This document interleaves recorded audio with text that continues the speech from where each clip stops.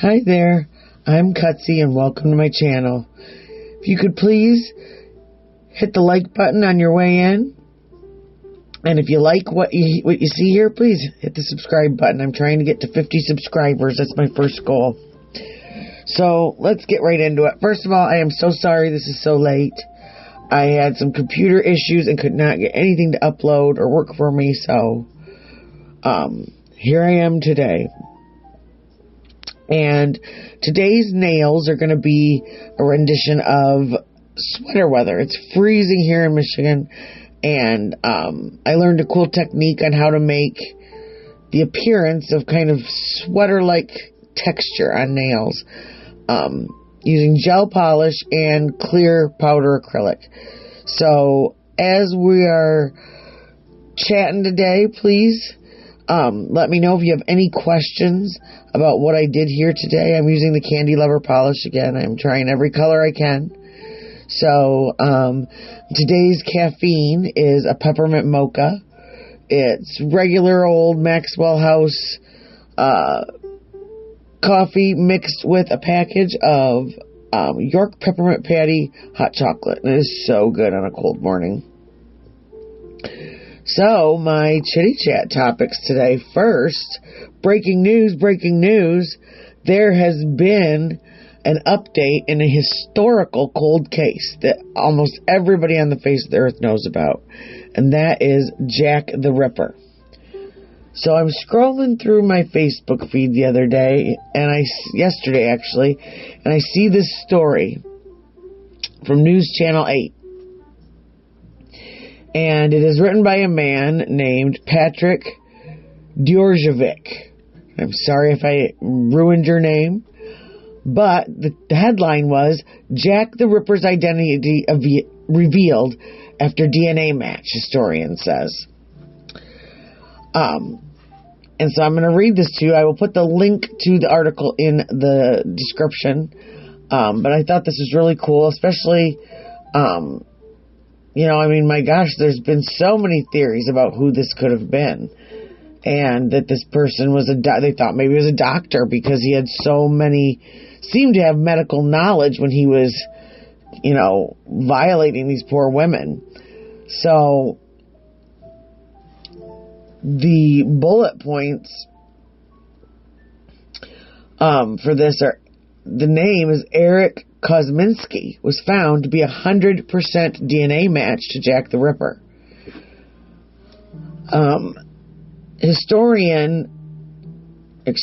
First, News Nation. The infamous killer who terrorized London women has largely been referred to as simply as Jack the Ripper until now. Historian Russell Edwards says he has identified Jack the Ripper as Aaron Kosminski through a DNA match of a shawl found at the scene of one of his murders. Who is this man purported to be? Kosminski was a Polish immigrant who came to Whitechapel, England in 1881 alongside his brother. He became a barber once in the British capital. Okay, so... as you know, I'm a cosmetologist, and one of the things that we did is we learned the history of barbering and cosmetology when I was in school. Barbering has been around for about 6,000 years, and barbers at one time were held at great esteem. Back in ancient Egypt, a lot of times they were also priests and holy people. One of the things that a lot of people don't know also is in the early 1600s, 1500s, in the medieval times, in early England, things like that, barbers were not only trained to do your hair, but they were also trained as surgeons and dentists, because a lot of times only people who had a lot of money could go to actual doctors, but also they were the only people that had sharp enough instruments to be able to perform the procedures that needed to be performed on people. So that's where the barber pole comes from. The red and white stripes on the barber pole represent the bandages that were bloodied after the procedures that the barber would do on people and then hang them out to dry or whatever, because, who cares about germs back then? If anybody's ever seen The Barber of Seville, I mean, he knew how to do all of those things for a reason. So, here he is, this guy's a barber. So he could have a very vast knowledge of anatomy. And that's something that people don't realize too. Even today, barbers and cosmetologists have to learn anatomy and physiology. That's part of getting your license, to keep people safe. And so I thought that was interesting. That not a surgeon, not a doctor, but a barber. Edwards told the Today Show Australia that he came to purchase the shawl in 2007 after it was purported to be at the scene of the murder of Catherine Eddowes. Kaminsky, who was age 23 at the time of the murders, has long been since considered a suspect. He had schizophrenia and was in a mental hospital at the time of his death in 1919. Thanks to Kaminsky's oldest brother's great-great-granddaughter, the revelation was made after they provided a DNA sample. So, wow. I mean, how over 100 years, 1888. So, wow. Just that long. And they figured out, I mean, science can be awesome. Who was Jack the Ripper? Jack the Ripper has lived in infamy and lore for more than a century after he committed the murders of at least 5 women in Whitechapel between August and November of 1888. Police never found Jack the Ripper, who is also referred to as the Whitechapel Murderer and the Leather Apron. He was infamous for slitting the throat of his victims before removing their internal organs, of at least 3 of them. Some of the victims have been thought to be prostitutes, but there's little evidence to support this. I know one of the women that they talked about, and that may have been Eddowes, but that she had been in a bar and was upset because she wasn't going to be able to pay her rent. And this was just a rumor story, but that she wasn't going to be able to pay her rent. But here she is in the bar drinking the money that she does have. And that she walked out and was inebriated, and that's how they believe he possibly got her. That she wasn't actually a prostitute, but that he went after women who were, in a state where they couldn't probably protect themselves. Is it confirmed? Is it a confirmed match to Jack the Ripper? According to the Daily Mail, Edwards has hired a legal team to help gain an inquest after he found a 100% DNA match. Descendants of both Eddowes and Kaminsky have backed this move. As he told Today, Edwards and his team have sent a letter to the Attorney General requesting permission to go to Britain's High Court for a further inquest. The hope is that Kaminsky can be legally tied to the murder. The name Jack the Ripper has become sensationalized. Has gone down in history as his famous character. Karen Miller, the great-great-granddaughter of Eddowes, told the Mail. What about the real name of the person who did this? Having the real person legally named in court, which can consider all the evidence, would be a form of justice for the victims. We've got the proof. Now we need this inquest to legally name the killer. So, wow, I mean, that's pretty awesome. Not anything I ever honestly expected to hear in my lifetime. So, yeah, so there's our first cold case solved. I mean, wow. Now, I've got a second case that this is what I was going to talk about. And then I saw that Jack the Ripper thing, and I thought, oh, I gotta talk about this. I couldn't believe what I was reading. Anyway, now this is another cold case. And it is out of Vicksburg, Michigan, which is in Kalamazoo County, so all the way over on the west side of the state, near Lake Michigan. This happened in 1983. 16-year-old boy, Eric Cross, was found on the side of the road out in front of his home by his father, deceased. This case has been going for over 35 years, unsolved, and rumors just have been swirling and swirling and swirling all around them. Eventually, Eric's older sister opened up a Facebook group for people to be able to have a place to remember him and talk and maybe hopefully get some information. Everything that everyone ever said about Eric was that he was a good-natured, fun kid. He was a typical 16-year-old. Loved to, hang out with his friends and have fun. But it was reported that his dad had started to worry about some of the people that he was hanging around with. Thought maybe they were kind of bad influences. And I think a lot of our parents had that talk with us about it's not always what you do, it's who you're with. Guilty by association kind of a thing. But the night he passed, in fact, he'd left his home to go to a party. The party was a kegger out on the lake, which is real typical for Michigan teenagers, probably teenagers all over, but at least back in my day, it was pretty typical. It was a little bit more than $2 when I was a teenager, but still, $2 was a cover charge to get into the party and drink unlimited beer from the kegs. Where I grew up, it wasn't the lake, it was a cornfield somewhere. So, anyway,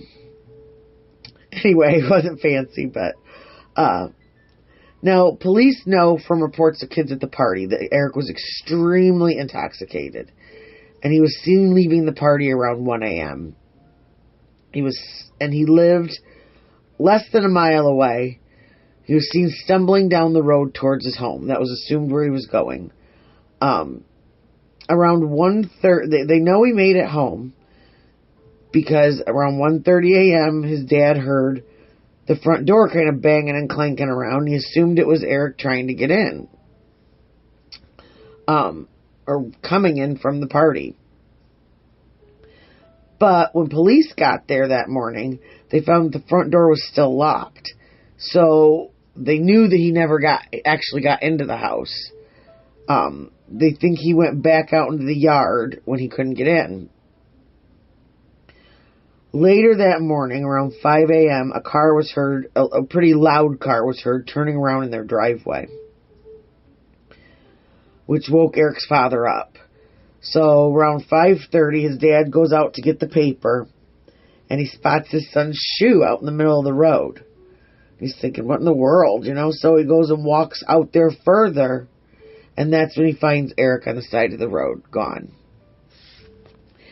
CPR was given, but it was too late. There was nothing they could do. Evidence was found as far as 100 yards down the road from the scene of where Eric was laying. At first, it was thought to be an accident. Like maybe he got hit walking down the road and someone didn't know or got scared and ran. But the more evidence they started collecting as they went down the road and saw, where it was, the trajectory of it, how far it had gone, blah, blah, blah, that it looked like it may be more than just an accident. On the way home, it was reported that Eric had passed a gas station where 2 cars had been sitting.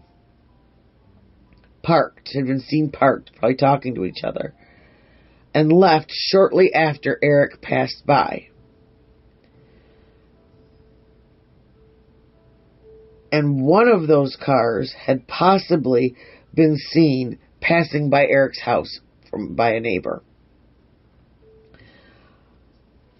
One of the thoughts that the police originally thought was that maybe this was a bunch of buddies out drinking, having fun, and something that was really popular back then, and even when I was a teenager, was hood surfing, where you'd hold on to the pieces of rope. There was rope marks on his wrists and hands, and that was what you did. You held on to the ropes and you rode the hood. dumb, really dumb, but we did it. And whether or not it was by his own volition or not, they did not know. But they thought that possibly that's what they were doing and that he fell off the hood of the car and was run over. Weeks later, though, they're sifting through evidence. And they're starting to see some things that just don't match up to an accident. Autopsy and toxicology reports come back, and they show that Eric had major bruises, deep abrasions, rope burns, leg fractures, and large lacerations on his back. It looked like he had been dragged by a car and then possibly run over to make it look accidental. So the rumor mill begins stirring, and that made it extremely hard, especially at that time, for police to sift through and figure out what's fact, what's fiction, what's just, I don't like this person. But eventually, more and more rumors started to lead back to some kids that were at that party that may have known what happened. Two of those kids were the town bully and his girlfriend, who had been seen flirting with Eric that night at the party. Brent and Amber. Coincidentally, Brent went quote unquote crazy, started calling himself the devil, started saying he was seeing things, and was shortly after committed to a psychiatric hospital. During the time between Eric passing away and Brent going into the hospital, Brent's car also disappeared, and his car was known for being a very loud car. Was he really crazy? Or did he have something to do with this and he was kind of trying to make it look like he was crazy in case he got caught? And someone even gave a tip to police that he had actually confessed to doing this to Eric on purpose. But there was no corroboration, and none of the other kids in the car would talk. So they couldn't prove anything. It had been 35 years, and the whole town still wanted justice for Eric. In 2019, finally there was a break in the case. They received info that solidified what they suspected back then. And at this point, Brent Spalding and his ex-girlfriend now, Amber, are still suspects at this point. Now, one of the things that put a kink in it, though, is Bill Cook, who was Eric's best friend. He's also believed to know what happened that night. He was dating Brent's sister at the time. And when he left his friend at the party to go home, he left his friend at the party to go home with his girlfriend. And he said when he got there that Brent was at home. So there's an alibi. But the town doesn't really trust it. So the police, though, have handed over all the new info that they have to the DA. And they were currently waiting to hear if they could go ahead with 5 warrants, 2 of which being Brent and Amber, to figure out and finally hold someone accountable for the end of the life of this 16-year-old kid. Well, I found an update. Unfortunately, in January of 2020, the Kalamazoo District Attorney decided that there was not sufficient evidence to bring charges and officially close the case. So it's no longer a cold case, it's a gone case. And I just thought that was so sad, because this kid was actually, this story was one that our parents used to warn us about drinking too much at a party, and about leaving your friends at parties, about drinking too much around people that you didn't know.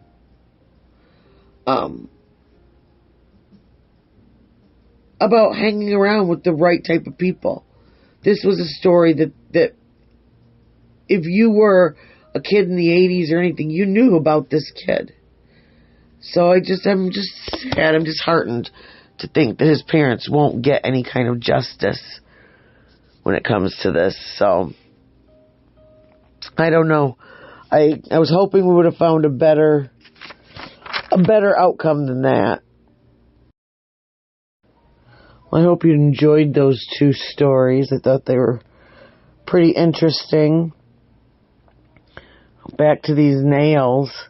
Yeah, I really like this pattern. It's something that's nice and subtle if you're not really into a lot of really flashy nail art, but you still want something that's a little bit fancier than just plain old nails. I have a guide of all different kinds of patterns that I'm going to try. This chain pattern took me a little bit to kind of figure out and get it going right, but I really do like the end result. I think this would look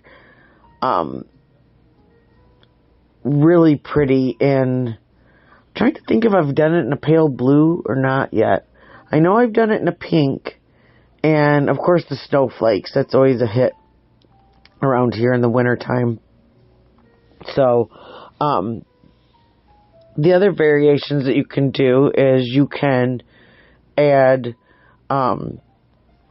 glitter to the clear acrylic powder and make it kind of sparkly if you want. You can also add a little bit of white acrylic powder to it to make it just a little bit more chalky and kind of opaque. Or what I have done on some of like my darker nails is if I'm going to, be painting the snowflakes. I did this, I think, on a set of nails the other day. And I did this on the Valentine's nails yesterday, actually, even. You take the white paint and you paint your design in that, and then you sprinkle on it. And it really looks like real snow. In fact,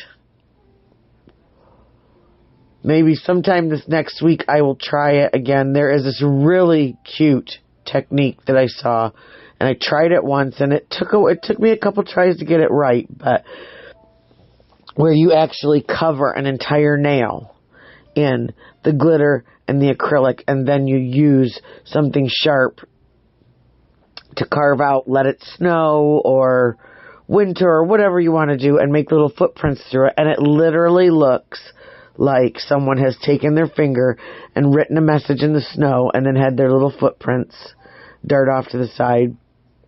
You can also, I saw one that people made little snow angels in and things like that, and it was just really cute.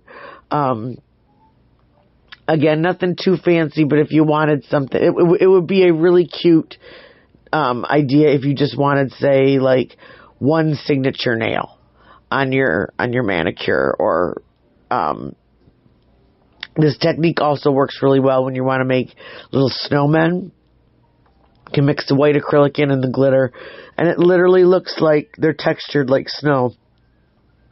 So this is definitely a technique I'm going to do again and try and play around with it with different mediums, different polishes. Now again, I got that set of Candy Lover polishes, and I do like them, and I like the colors. I'd like to get another set to get a little bit more array of different colors, but the only thing I'm finding is that they do seem a little bit thick for the nail art. And when I go to mix in my acetone to thin them out, then they seem like they're a little bit too thin. What I have found so far is I am really liking the Red Door polish and gelish polish for some of the nail art. It seems to really have a nice smooth consistency, and the brush doesn't jump around, and I feel like I have a little bit more control with what I'm trying to draw or trying to recreate.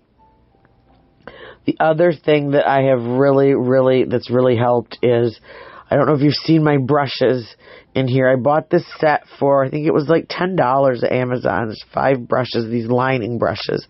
And they're ultra, ultra thin. And oh man, does that make a difference. My favorite is and you'll see me using it often, is the longest one that I have. It's about 1 inch long. And the longer and skinnier the brush,